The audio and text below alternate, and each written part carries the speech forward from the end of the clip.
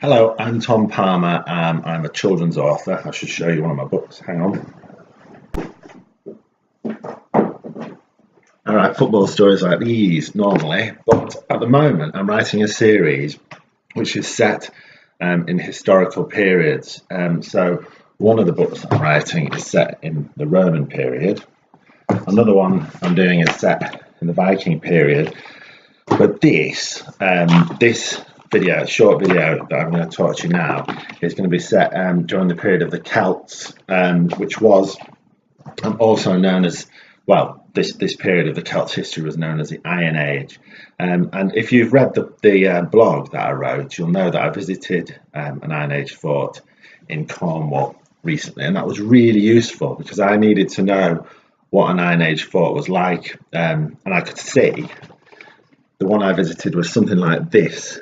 It's as you can see, it's on a hill, and there's sort of ramparts and ditches, and there would have been wooden posts all the way around there to protect the people who lived, the community that lived in that hill fort. So I visited a hill fort, and I've been reading about hill fort in books like this about the Celts.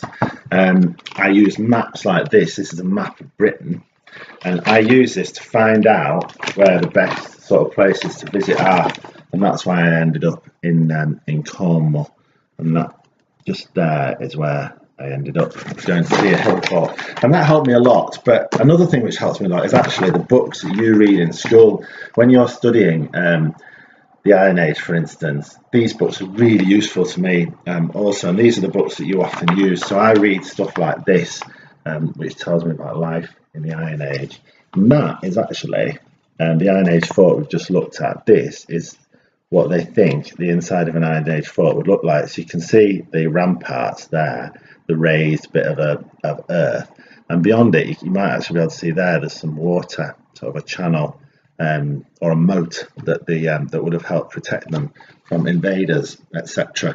And reading stuff like this helps me imagine how to write my stories, how to imagine what it was like to live in an Iron Age fort, which isn't easy because there isn't much information. I also read other authors' stories. So this is probably one of my 5 favourite books in the whole world.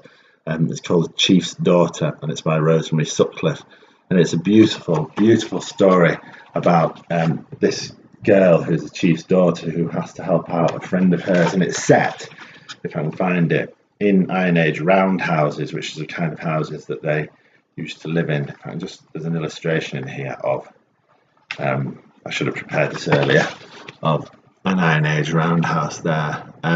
So I read stuff like this, I look at maps like this, I read the same sort of books that you read when you're studying, and it helps me come up with ideas for stories. When I've done that, I end up doing stuff like this. These are my plans, these are post-it notes, and that's those 3 things there, 1, 2, 3, are plans for the 3 books that I'm writing. So that's how I go about it. Of all of the things, if you ask me, I would say like reading something like this, like a fact book, or reading a fiction book by someone else, or visiting a place like you'll have read about in the blog. I think it's visiting the places which helps me most, because when you go to a place which has been like 4,000 years ago, a place where a community lived, and there were battles there, and it helps you imagine what it was like, because these forts are on raised land. They're exposed. They're not like cozy cities with nice houses in and roads and police and everything like that. They're exposed places where these communities lived on their own and were often attacked by other people. So going to places like that and just standing there and looking helps me imagine, with all the other stuff that I've read, how I can write my story. I've not even started writing it yet. I'm going to write it.